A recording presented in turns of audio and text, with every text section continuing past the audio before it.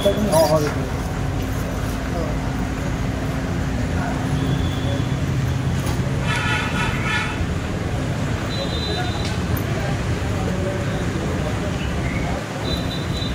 मंडळी, आज संपूर्ण काँग्रेसचे जे पदाधिकारी आहेत ते सीपी साहेबांना निवेदन देण्यासाठी आलेले आहेत। आपण जाणून घेऊया त्यांच्याकडून की कुठल्या कारणास्तव ते आज सीपी साहेबांकडे आलेले आहेत। नमस्कार सर, मला सांगा की सीपी साहेबांकडे आपण कुठल्या विषयासंदर्भात निवेदन दिलं? मी आज अमरावती शहर जिल्हा काँग्रेस कमिटीच्या मार्फत मी विलासभाऊ इंगोले, मिलिंद चिमोटे, आम्ही भैयाजी पवार सगळ्याच्या नेतृत्वामध्ये इथं मी हे निवेदन याच्यासाठी देण्यात आलो आहे की जे 4 तारखेला बळवंतभाऊ वानखडे यांचा विजय झाल्यानंतर राजकमल चौकात काही कार्यकर्ता जल्लोष करताना इथं काही कार्यकर्त्यांनी इकडे तिकडे हातवारे केले चुकीचे, त्याचा तर आम्ही निषेधच करतो। त्याच्यावर प्रशासनाने नियमानुसार कारवाई केली आहे, त्याच्यात कुठेही दुमत नाही, कारण हे आपल्या शहराला काही शोभणारा विषय नाही आहे। पण त्याच्यात आमचे जे विरोधक आहेत त्यांनी काय केलं आहे की त्या जल्लोषमध्ये पाकिस्तानचे झेंडे असे एडिट करून सोशल मीडियावर टाकले आणि ते कंटिन्यू सोशल मीडियावर चालू आहे। आज सीपी साहेबांना आम्ही हे निवेदन दिलं आहे की हे जे लोकांनी पाकिस्तानचा झेंडा तिथं भारताचा झेंडा होता, त्याच्यात पाकिस्तानचा झेंडा दाखवला, त्याची व्हिडिओही आमच्याकडे आहे आणि आम्ही प्रूफही दिला आहे की असे काही लोक जाणून बुजून काँग्रेस पक्षाला बदनामी करण्याचा कट रचला आहे। त्याच्यासोबत त्यांची इच्छा आहे की जातीय दंगली या शहरात झाले पाहिजे, कारण लोकसभेमध्ये भारतीय जनता पार्टीनं पाहिलं की लोकसभेमध्ये आपला पराभव झाला आहे, आता येणाऱ्या विधानसभेमध्येही आपला पराभव होणार आहे हे त्यांना माहीत आहे। म्हणून त्यांनी काहीतरी कट रचून कुठंतरी जातीय दंगली व्हायला पाहिजे म्हणून असे उलटे तिलटे काही एडिट करून सोशल मीडियावर कंटिन्यूस चालू आहे। आज आम्ही सीपी साहेबांना निवेदन दिलं आहे की ज्या लोकांनी हे धंदे केलेले आहे, सायबर क्राईमच्या माध्यमातून माहीत पडते की हे पहिला फोटो कोणी तयार केला आणि शेअर केला, अशा लोकांना पकडून त्यांच्यावर कारवाई करण्यात यावी आणि या सगळ्या प्रकरणाच्या मागं मास्टरमाइंड कोण आहे त्याला शोधून त्याच्यावरही कारवाई करण्यात यावी, जेणेकरून अमरावती शहराची आणि जिल्ह्याची जे शांतता आहे ते अबाधित राहील। सर बघा, सध्या सोशल मीडियावर जे काही सगळं चालू आहे त्या संदर्भात आपण आपल्या अमरावती शहरामध्ये शांतता कायम राहावी यासाठी सामान्य जनतेला काय आवाहन करणार?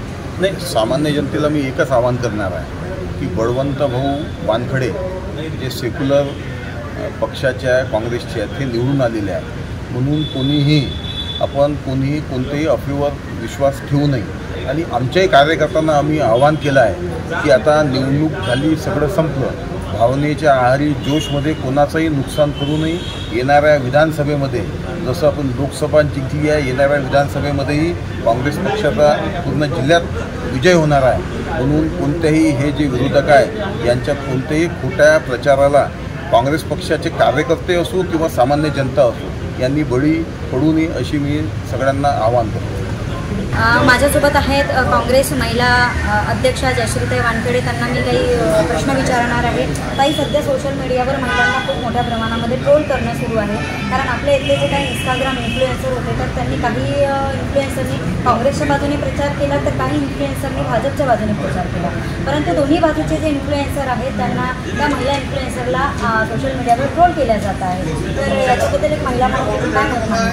मी सर्व महिलांना हेच आज आव्हान करू इच्छिते की महिला म्हणून मी सगळ्यांना हे सांगते की आपण या बाबतीत असं काही महिलेने काही बोलू नये आणि इतर जे मीडिया आहे सोशल मीडियावर अशी कुठलीही पोस्ट टाकू नये, कारण एक महिला म्हणून ही आपल्या महाराष्ट्राची किंवा अमरावती शहराची संस्कृती नाही आहे की आपण बघतो की महिला अनेक कुठल्याही क्षेत्रामध्ये, राजकीय क्षेत्र असतो, सोशल वर्क असतो किंवा इतर कुठल्याही क्षेत्रामध्ये महिला चांगल्या पद्धतीने काम करत असतात आणि हार जीत तिथे लागलेलीच आहे।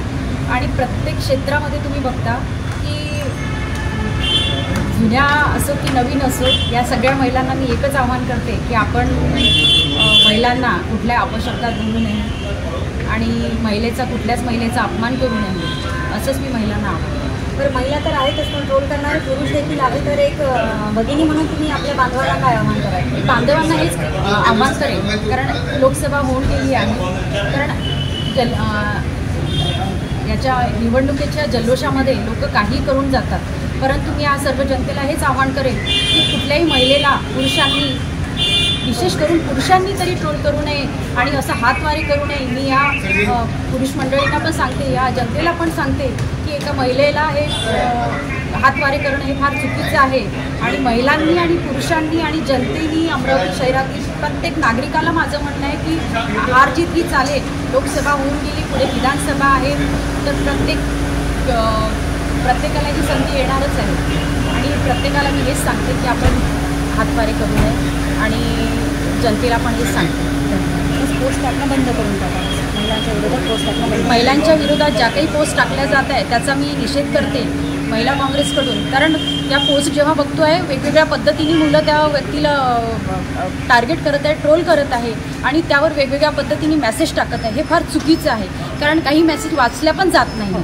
कारण हे फार आम्हाला महिला म्हणून मी सांगते, कारण तुम्ही काय बोलणार आहे, तुम्ही काय करत आहे, एका महिलेचा अपमान करत आहे. हे महिलेचा अपमान करणं हे फार चुकीचं आहे. हे सगळ्यांनी टाळावं. मी या गोष्टीचा महिला काँग्रेसकडून निषेध करते. खूप खूप धन्यवाद ताई. माझ्यासोबत होत्या जयश्रीताई वानखेडे, ज्यांनी महिलांना ट्रोल करण्याबद्दल आज इथे निषेध व्यक्त केला.